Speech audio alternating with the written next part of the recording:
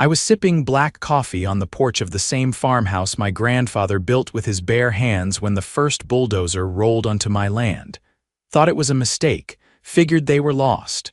But then another came, and another.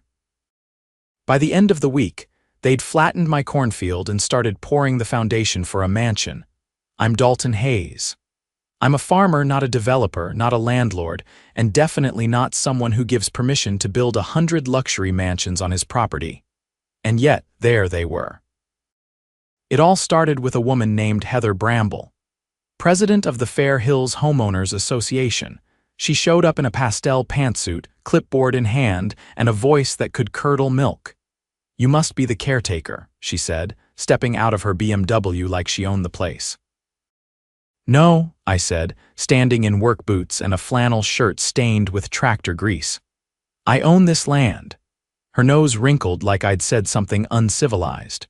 "Well, according to our records, this parcel is part of Fair Hills now. We've begun Phase 4 of our luxury community expansion. Construction's already under contract." I just stared. "Lady, this is a farm. It's been in my family for 3 generations. You're trespassing," she laughed. Actually laughed. "Oh, sweetie, the county approved the rezoning. Everything's in motion." "You should have read the notices." I hadn't gotten a single notice, no letters, no calls, nothing. The next day, I drove straight to the county clerk's office. That's when I found it fraudulent paperwork with my forged signature. A fake sale agreement. A rezoning petition with names that didn't exist. Every document tied back to Fair Hills HOA and their president, Heather Bramble. I confronted her while she was touring the model mansion they'd already finished on what used to be my soybean patch. "You forged documents and stole my land." Heather barely glanced at me. "Dalton, darling, you really should have hired a lawyer before now. Maybe then you'd understand how these things work." Oh, I understood. I just didn't think someone would be arrogant enough to try this on me. They'd built 10 mansions by the end of the month. Had plans for 90 more. Sold half of them to out-of-state tech executives who thought they were buying into an exclusive gated community. I watched them sip lattes on porches that weren't supposed to exist. I hired a lawyer named Reggie Small Office, Big Brain. We dug through every document, every signature, every zoning board appeal. It was all fake, all of it. I filed a suit so hard it rattled their little cookie-cutter kingdom. Title fraud, land theft, illegal construction, zoning violations, and racketeering. I named Heather Bramble and every board member of the HOA. The best part? I didn't just sue them for damages. I sued for the deeds. Every single one. 3 weeks after filing the suit, I walked out of the county courthouse with a stack of subpoenas under one arm and a restraining order under the other. The restraining order wasn't for me, it was for Heather Bramble. Turns out, she'd sent one of her board members to try and negotiate with me at 2 in the morning by banging on my front door and threatening to make things unpleasant if I didn't drop the lawsuit. The deputy who took my statement found the whole thing so ridiculous he stayed parked at the end of my driveway that night just to mess with them. Reggie and I knew we'd stirred the hornet's nest, but we weren't just poking it, we'd set it on fire. We didn't start with Heather. We started with the county zoning commissioner, a guy named Lewis Grant. He'd signed off on every permit, every land use change, every suspicious approval stamp that let Fair Hills bulldoze my fields. When Reggie subpoenaed his email records, we hit gold. Dozens of messages from Heather and her vice president, Todd Kinley, promising him preferential access to a lakeside home once construction was complete. One message even offered to cover campaign contributions if he fast-tracked the rezoning paperwork. Bribery, plain and simple. We handed it over to the state attorney's office. The investigation widened fast. Within days, the Department of Justice sent investigators to review municipal records. I watched from my porch as 2 black sedans rolled up to the HOA's temporary office, tucked into the first mansion they'd built. Agents in windbreakers carried out boxes of documents while Heather stood on the lawn pretending to look confused. She tried to talk to the press that afternoon, but every question made her jaw tighten just a bit more. Meanwhile, Reggie filed a motion to freeze all HOA assets, bank accounts, construction contracts, sale agreements. We argued that everything they built sat on stolen land based on false pretenses and criminal activity. The judge granted it. That meant no more closings, no more construction work, no more HOA dues collected from the people already living in those houses. The residents weren't happy. I didn't blame them. They'd bought into a lie, thinking they were moving into some exclusive community. Instead, they got yellow caution tape around their driveways and a pending federal investigation. One of them, a retired Air Force colonel named Rick Holloway, showed up at my place with a bottle of bourbon and an apology. "I thought you were the troublemaker," he said, setting the bottle on my table. "Turns out, you're the only damn reason we might keep our homes." I didn't drink with just anyone, but I made an exception for Rick. He'd already started organizing the other residents, digging into HOA bylaws and demanding an emergency meeting to remove Heather and her board. They'd tried to block it, of course, claiming the rules didn't allow for sudden leadership changes. But Rick brought in a lawyer of his own, a former JAG officer with a degree in contract law, and together they found the loophole. If 1/3 of the residents petitioned for a vote, the board was required to hold one within 10 days. They got half the neighborhood to sign in under 48 hours. When the meeting finally happened, Heather tried to run it like nothing was wrong.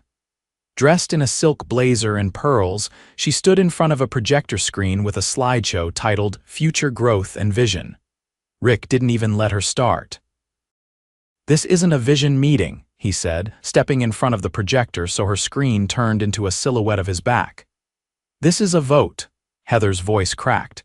"You don't have the authority to hijack this meeting. We have 47 signatures," Rick said, holding up a clipboard. "You don't get to duck the charter now." The vote wasn't close. 70% of the homeowners voted to dissolve the board entirely. Heather and the rest were removed on the spot. She left the meeting in a fury, heels clacking across the pavement like gunshots, but that wasn't the end of it. Not even close. The DOJ investigation uncovered something worse than zoning fraud. They traced HOA funds, millions of dollars being funneled through shell companies owned by Heather's cousin in Nevada. Money that was supposed to go toward community maintenance and infrastructure had instead bought luxury cars, vacations, and even a yacht named Covenant Queen. The yacht detail made the local news. It also got the IRS involved. By then, Reggie had filed a motion to expedite the civil case. We argued that the longer the homes sat in limbo, the more families suffered. The judge agreed and fast-tracked us to a hearing. I walked into court in a clean button-down and jeans. Heather showed up in an ankle monitor. It took 3 days for our case to be heard in full. Reggie presented forged signatures, illegal rezoning documents, the bribery emails, and financial records showing embezzlement and fraud. We didn't just prove that the HOA built on my land without permission, we proved they'd built their entire empire on lies. Their defense barely held together. Their lawyer, a sharp-looking guy with too much gel in his hair, tried to argue that I'd failed to respond to notices and missed the appeal window. But the clerk's testimony destroyed that argument. He confirmed under oath that none of those notices were ever sent to me. They'd been mailed to a fake address set up by the HOA. The judge leaned forward, adjusted his glasses, and said, "I'm not just ruling in favor of Mr. Hayes. I'm referring this entire matter to the State Bar, the Attorney General, and the federal authorities for further prosecution." And then, the part I'd been waiting for. "As for the properties in question," the judge said, glancing at the thick case file, "given the fraudulent nature of every acquisition, I hereby transfer deed ownership of all 100 constructed homes to the original landowner, Dalton Hayes." It was silent for a moment. Then Heather stood up and shouted, "You can't do that. That's theft." The judge didn't even look up.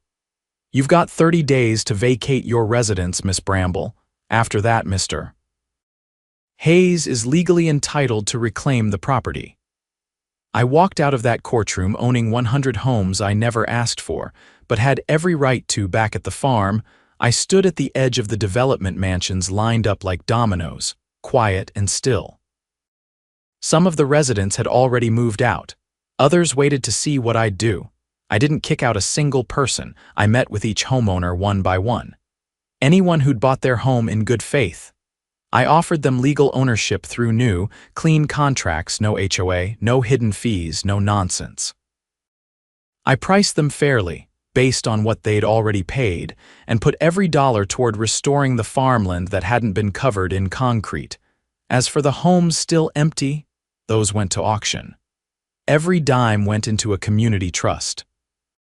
Rick helped me set up a new neighborhood council, voluntary, not mandatory, and every resident got a vote. Heather's mansion. I bulldozed it myself, didn't even hire a crew. Just took the old John Deere and pushed the whole thing down, one marble countertop at a time. Rick watched from a lawn chair. "You're gonna be a legend around here." I didn't care about that. I just wanted my land back.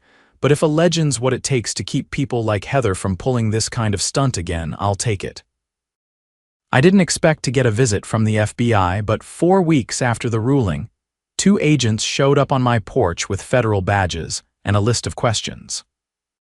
They weren't there about the land, they were digging into something bigger. Wire fraud, mail tampering, and a suspicious escrow account the HOA had used to process homeowner payments. Apparently, the account linked back to an offshore bank in the Cayman Islands. I invited them in and poured coffee. Agent Morales asked if I'd ever seen a woman named Teresa Langford. I hadn't. She was listed as the HOA's compliance officer, but no one had ever met her in person. Her signature, though, was on every quarterly HOA financial report for the past 2 years. Agent Morales handed me a photocopy of one of those reports. "We think she's a shell identity, fake, created to funnel money." I studied the signature extravagant loops and a flourish under the G. "You're saying the HOA invented an employee so they could embezzle funds," he nodded. "And we think Heather Bramble used that identity to open at least 3 bank accounts. We have a forensic accounting team tracing the money." Agent Lawrence, the other one, asked if I'd seen any unreported cash transactions during the construction. I hadn't touched the project until after the court ruling, but I did remember a few things from the site logs. I gave them access to everything. 3 days later, the story broke on national news. Luxury community scandal tied to financial fraud, fake employees, and international money laundering. The headline read, "Turns out, Heather hadn't worked alone." Todd Kinley, the HOA vice president, had been running a side hustle. He'd sold contracts for premium lot placements to multiple buyers for the same lot, collected deposits, and disappeared the funds. When the buyers showed up months later to find someone else living in their dream home, they were told to take it up with the board. Most gave up. One hired a private investigator. That's how the FBI got involved in the first place. Meanwhile, I was trying to manage a neighborhood that had no intention of becoming a neighborhood. I held town meetings in the old equipment barn, which still smelled like diesel and hay. Rick Holloway helped moderate, and people showed up with folding chairs and questions. At one meeting, a software developer named Priya asked, "Why not turn this into a cooperative?" No HOA, just a shared council with rotating leadership. Someone else, a schoolteacher named Miguel, raised the idea of using some of the community trust funds to build an actual park, something the HOA had promised but never delivered. I told them, "If you're staying here, you get a voice. I'm not running anything, I just own the land." They elected a steering committee that night, 7 members, all voluntary, no salaries. Priya and Miguel both joined. They started drafting a charter that emphasized transparency, limited term roles, and zero authority over personal property. It felt like healing. Slow, uncomfortable, but honest. Then a letter arrived from a law firm in Chicago claiming to represent disenfranchised investors who had purchased stakes in the HOA's development plan. The letter demanded restitution or ownership of at least 20 properties. They included a list of lots, some of them already occupied by families. Reggie reviewed the documents and nearly choked on his sandwich. These guys bought shares in a Ponzi scheme, and now they want the real estate equivalent of a refund. I let him handle the legal response, but told him, if they try to enforce anything on the ground, I want them charged with trespassing. That same week, an unmarked van started circling the development at odd hours. At first, we thought it might be reporters, but one night, Rick followed it in his truck and watched two men take photos of the homes, jotting down notes and measuring distances. He called the sheriff. They turned out to be property assessors hired by the investors. One of them had a felony conviction for fraud.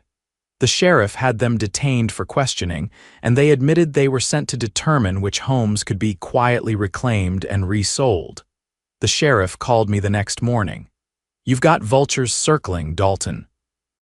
You want me to post a car out there?" "No," I said, "but I want a no trespassing sign on every lot, and anyone who sets foot on these properties without permission, I want prosecuted." We printed hundreds of signs and handed them out at the next town meeting. The residents put them up themselves: windows, porches, fences, even mailboxes. 1 week later, a man in a suit knocked on the door of the Nguyen family who lived in Lot 42. He claimed to be a representative of the rightful owners and offered them cash to vacate within 72 hours. Mr. Nguyen called Rick, who called me. I called the sheriff. The man was arrested for attempted coercion and trespassing. His phone contained texts from one of the Chicago investors instructing him to start soft, escalate if needed. That evidence triggered a federal injunction against all investor attempts to recover property. A judge barred them from further interference pending criminal investigation. Meanwhile, the FBI had uncovered something new. Over half of the construction workers used by the HOA had been paid under the table, with no insurance, no contracts, and no safety oversight. Several had been injured on site and forced to sign non-disclosure agreements in exchange for hush money. One of them, a welder named Jorge, came forward after hearing about the lawsuit.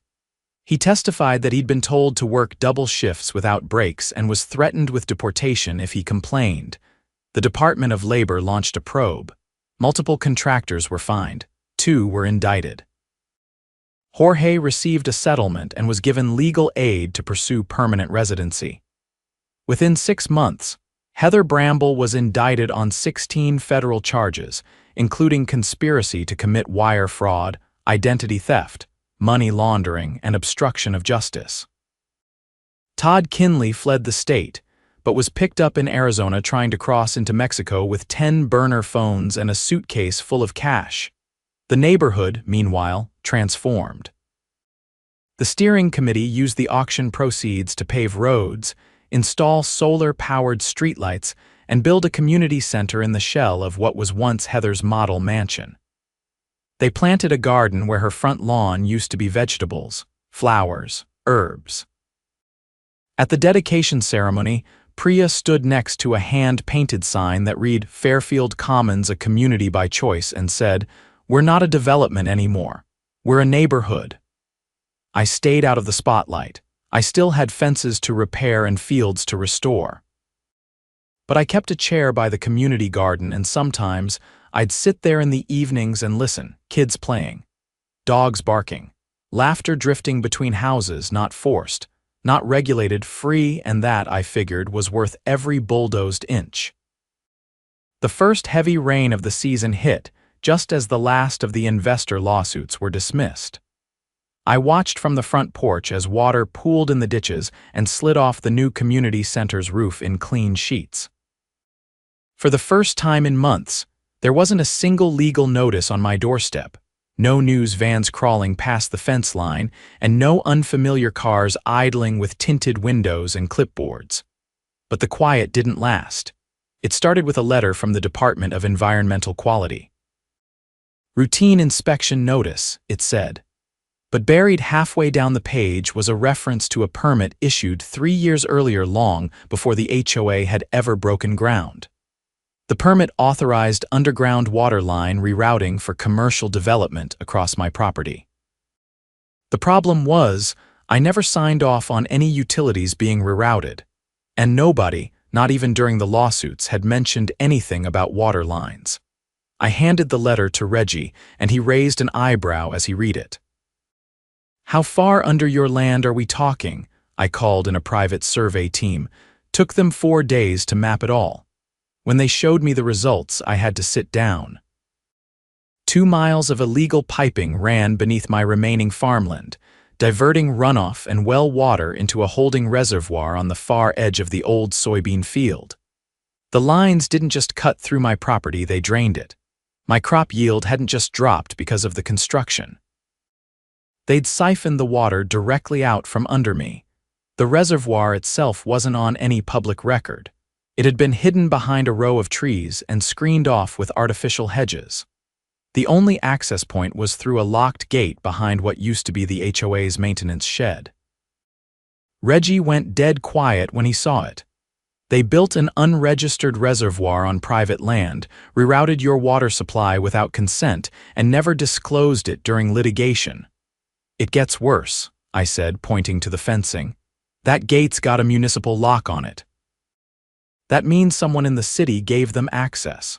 Reggie made 2 calls, one to the Department of Water Resources, the other to a contact he had in the state ag's office. By the next morning, we had a state environmental investigator on site. Her name was Carolyn NG, and she didn't waste time. She took water samples, photographed every inch of the reservoir, and measured the soil saturation around the pipelines. By afternoon, she was on the phone with her supervisor. "There's arsenic in the outflow," she said, hanging up. "Not natural levels. Someone dumped industrial runoff into this system." "What kind of runoff?" I asked. "Solvent grade, paint remover, degreaser, possibly even engine lubricant. This reservoir isn't just illegal, it's toxic." Within 48 hours, the EPA had boots on the ground. Hazmat suits, sealed canisters, the whole 9 yards. They shut down the entire area and ordered an immediate remediation plan. The community center, the garden, even Rick's house, everything within 200 feet of the reservoir had to be temporarily evacuated. The residents were furious. Not at me, at the people who'd buried poison under their homes. The EPA traced the pollution to a contractor the HOA had hired during the early stages of construction, a company called Eastline Management. They were supposed to install temporary holding tanks for construction waste, but instead they dug a pit, lined it with concrete, and dumped everything underground. It saved them thousands, and the HOA had known. They found emails this time between Todd Kinley and the contractor's project lead discussing how discrete containment would accelerate development timelines and allow for budget reallocation. The phrase budget reallocation turned out to be code for bribes. The federal prosecutor didn't even blink. New charges were filed against the surviving members of the HOA board: environmental contamination, unlawful misappropriation of municipal resources, conspiracy to commit fraud, and reckless endangerment. But the real twist came when the state health department got involved. They ran a toxicology report on the water samples and found contamination levels high enough to cause long-term health effects. Residents who'd used tap water for months, including infants and elderly, had been exposed. Priya, who'd given birth just 3 months earlier, was one of them. The state declared the entire development a disaster zone. Emergency funding was allocated, medical screenings were mandated, and Reggie filed a class action lawsuit on behalf of every resident. This time, I wasn't the lead plaintiff. I was just a witness, though a key one. I testified to the hidden reservoir, the forged permits, and the tactics used to conceal the contamination. I showed them the original survey maps, the falsified documents, and the pipeline paths that cut across the land like veins of theft. The judge ordered immediate seizure of all assets connected to Eastline Management. The company declared bankruptcy within a week, and its CEO was arrested trying to board a private jet in Baton Rouge. But the real hammer came down on the city official who'd approved the underground rerouting. His name was Vincent Dorr, Deputy Director of Public Works. He'd signed off on every unregistered permit and accepted payments through a nonprofit shell designed to look like a community improvement fund. The FBI raided his home and found over $300,000 in cash hidden in a crawl space. He was indicted within days and agreed to cooperate in exchange for a reduced sentence. His testimony confirmed what we'd suspected. The HOA's board had built their operation on a network of backdoor deals, bribes, and silent partners. Heather may have been the face, but the infrastructure ran deeper. The state used the new evidence to reform municipal oversight policies and launch an audit of every HOA in the county. 3 others were dissolved. 7 board members across different developments were removed, and 2 more were indicted for unrelated violations. The residents of my land, now calling themselves Fairfield Commons, held another town meeting. This time, it wasn't in anger or fear. It was about the future. They voted to establish an independent water system, funded by the class action settlement. They chose to convert the contaminated reservoir into a protected wetland once cleaned. And they passed a resolution banning any future HOA or similar governing body from establishing authority over the land without unanimous consent. Rick stepped down from the steering committee, citing the need for fresh leadership. Priya was unanimously elected to take his place. Miguel, the teacher, proposed a neighborhood mentorship program for students interested in environmental science. Jorge, the welder, was hired to help install the new solar-powered filtration system. I didn't speak at the meeting. But when it ended, Priya handed me a wooden plaque carved by Miguel's students. It had a single sentence etched across the top: "This land stands because someone stood for it." I hung it on the barn wall, right above the old radio that still picked up weather reports and classic country. That night, I walked through the rows of newly planted trees along the edge of the field. No sirens, no flashlights, just wind in the branches and the low hum of crickets. The land was mine again, but more than that, it was finally right. And for the first time in a long time, I slept without wondering what would be taken next.